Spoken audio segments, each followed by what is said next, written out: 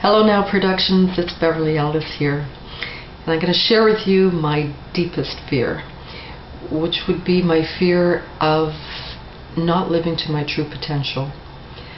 I guess you can call my fear so many different names. It is the fear of failure, it's the fear of success, it's the fear of not being good enough, it's the fear of public humiliation. So what I do is I hide myself under a fear that's deep, but it's apparent, and it allows me to deny myself a life of adventure. It's my fear of insects and mice and a lot of different animals, a lot of animals. If you're looking for somebody who's riddled with fear, you're looking at her. When I was 13 years old, my family took a trip to the tropics, and we were at somebody's home.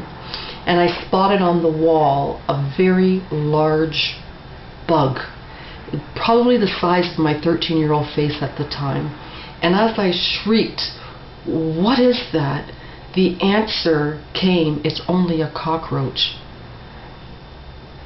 I was paralyzed with fear. I screamed, I jumped, I ran. Who knew cockroaches could fly? And as I turned around to see if that thing was coming for my head, all I saw was all the locals laughing at me. Now, if that's not a double whammy, I don't know what is, because that's my fear of insects and my fear of public humiliation. And don't get me started about water, bodies of water. I don't swim, and I'm not interested in anything that's living in the water. And that could be anything from seaweed to sea urchins. You know, you must have heard it's hard to get a black woman in the water. Anyway, on a more positive note, I've had the awesome fortune to raise two children who are a little bit more well-adjusted than I am, with less fear. They're both off to university now.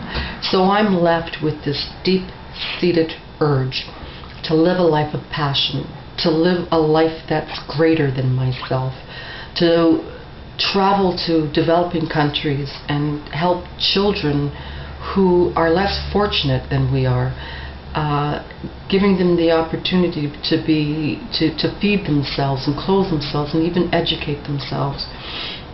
And I feel to live a life of passion, you have to be there. You have to see it, you have to smell it, and you got to taste it. And I feel the only thing that's holding me back is my fear, because you know, if I go to any of those countries, they're